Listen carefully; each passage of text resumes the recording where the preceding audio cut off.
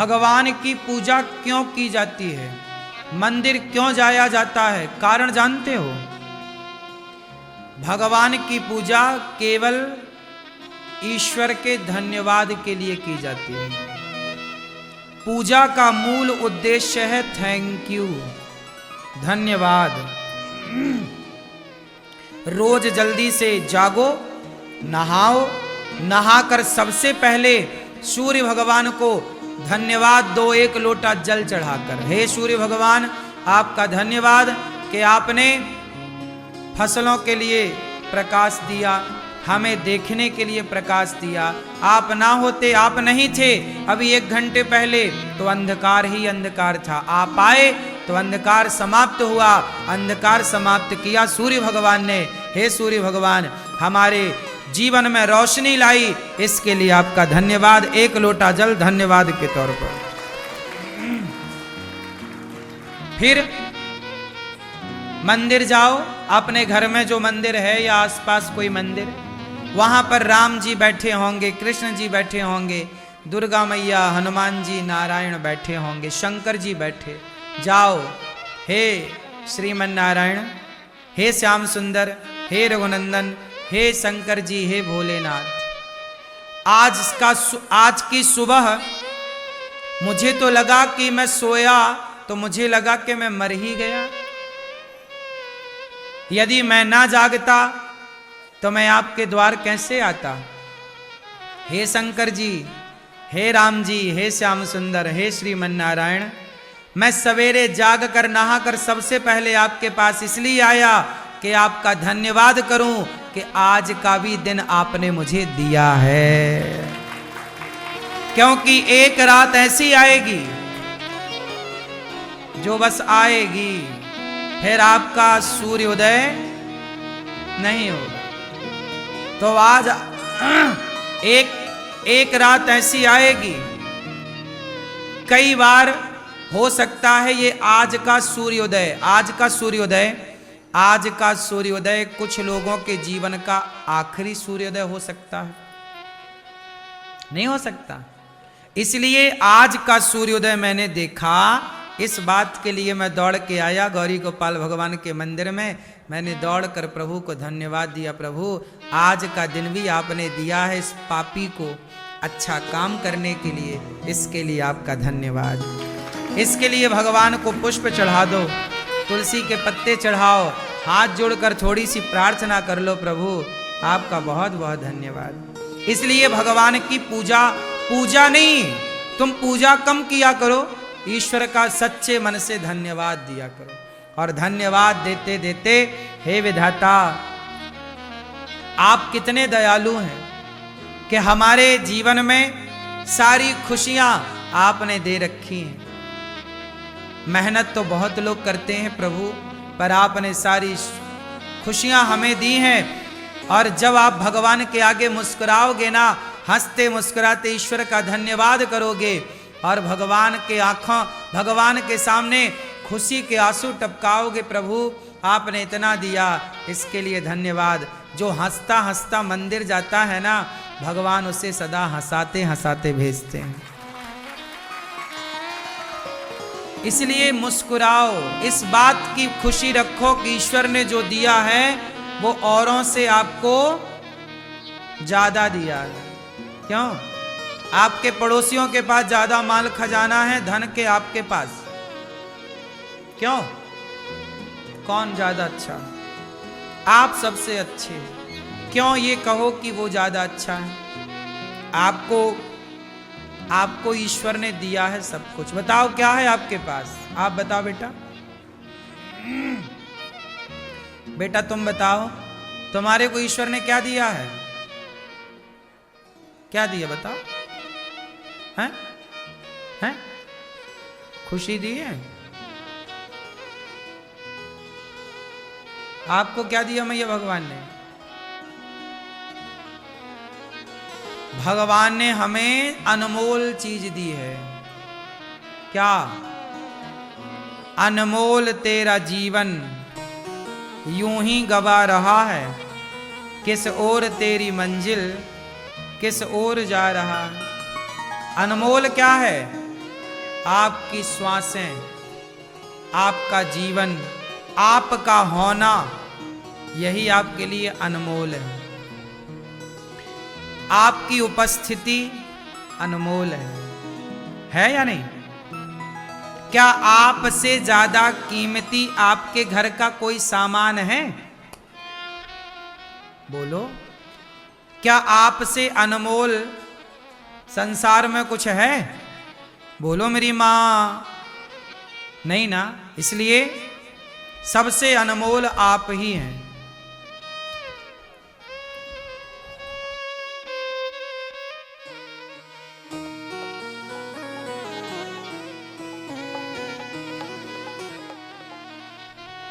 सबसे अनमोल आप ही हैं। आपसे अनमोल कुछ भी नहीं। इसलिए अपनी कीमत जानो।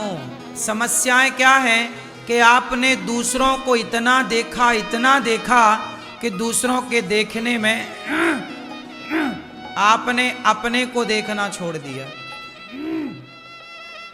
क्या नहीं है मेरे पास, क्या नहीं है मेरे पास, क्या नहीं है देखने में, क्या है वो देखना भूल गए कि ईश्वर ने दिया क्या है। क्या नहीं है आपके पास, आप यही देखते रहे। अच्छा बताओ, आपके पास क्या है? बोलो मेरी मां, आपके पास क्या है? वो क्या है जो सबसे अनमोल है? आपके पास है ऑलरेडी, सबके पास। वो क्या है? हाँ, क्या क्या है वो आपके पास जो आपके पास है और सबसे अनमोल है? वो है आपका वर्तमान। वो क्या है? आपका प्रेजेंट। आपका वर्तमान मतलब आपके पास समय है, अभी भी समय है। अभी जिसकी आखिरी सांस चल रही है उसका समय खत्म, लेकिन आपके पास अभी भी समय है हंसने का, मुस्कुराने का, सॉरी कहने का। कई बार ना हम सॉरी कहना चाहते हैं लेकिन तब तक समय जा चुका होता है। एक कहावत है इसके लिए, का बरसा जब कृषि सुखानी, पानी बरसा पर कब? जब फसल सूख गई। तो फसल के सूख जाने के बाद क्या पानी का बरसना कोई महत्व रखता है? उसी तरह आपकी पत्नी मर गई, आपने जीते जी कभी ना उसकी ओर प्यार से देखा, ना कभी उसे सॉरी कहा। सदा वो आपको सॉरी सॉरी सॉरी सॉरी कहती गई। कभी तो आपने भी गलती की होगी ना, कभी ना कभी तो आप भी गलत थे, लेकिन उम्मीद करते थे कि तुम ही सॉरी कहो। कभी तो कह देते तो कम से कम वो शांति से मर जाती, लेकिन अब मर गई। आप सॉरी कैसे बोल पाओगे? इसलिए एक छोटी सी बात मैं आज पहली बार आपसे कर रहा हूं। रात को सोने के पहले सबको ना एक बार सॉरी जरूर कहिएगा। देखो मैं कथा सुनाता हूं आपको। मैं इन 3 घंटों में पता नहीं कौन सी ऐसी बात कह दूं जो आपको बुरी लग जाए। मैंने तो नहीं चाहा कि आपको बात बुरी लगे, लेकिन फिर भी सब लोग शब्दों को अपने अपने तरीके से लेते हैं। तो मेरा धर्म है कि मैं 3 घंटे कथा सुनाऊं, तो आखिरी के 1 मिनट के भीतर मैं आप सबसे आज के लिए क्षमा भी मांगूं कि मेरे से कोई अपराध आज बना हो तो मुझे आज, क्योंकि मैं आपसे सॉरी ना बोल पाया और कल ही मैं पूरा हो गया, भगवान के घर चला गया, तो आपसे सॉरी बोलना तो रह ही गया ना। इसलिए क्षमा मांगना सबसे श्रेष्ठ काम है। जो सबसे बड़ा होता है वही क्षमा मांगता है, जो बड़ा नहीं होता वो कभी झुकता वही है जिसमें जान होती है। अकड़ तो मुर्दे की, इसलिए सॉरी कहो, क्षमा मांगो अपनी मां से। मां, मैंने कोई अपराध किया हो तो क्षमा कर दो। पिता से क्षमा, पत्नी से क्षमा, पति से क्षमा, पुत्र से क्षमा। ये नहीं कि नहीं मैं बेटे से क्षमा क्यों मांगू। अरे यही तो विचार का खेल है साहब, यही तो तुम्हारे अभिमान को पिघलाएगा। जब तक तुम क्षमा नहीं मांगते तब तक तुम्हारा घमंड तुम्हारे भीतर रहता है, लेकिन जब तुम क्षमा मांगते हो तो तुम्हारा घमंड पानी बन करके बह जाता है, तुम निष्पाप हो जाते हो। आप पापी तब तक हैं जब तक क्षमा नहीं मांगी। राम ने हनुमान जी को भेजा, भैया, ओ मोबाइल वाले भैया, राम जी ने हनुमान जी को भेजा, जाओ रावण से कह देना कि वो क्षमा मांग ले। एक बात बताओ, रावण ने सीता मां को चुराया, गलती की, लेकिन रावण यदि क्षमा मांग लेता तो राम क्षमा कर देते कि नहीं। अंगद जी समझाने गए ना कि अभी भी मौका है, सीता मैया को वापस कर दो और चलो शरण में, राम तुम्हें क्षमा कर देंगे।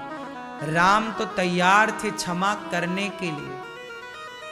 तुमने क्षमा मांगी कब? अभिमान था, मैं क्यों झुकूं भाई, मैं क्यों, मैं तो रावण, इतना बड़ा रावण, लंकापति रावण।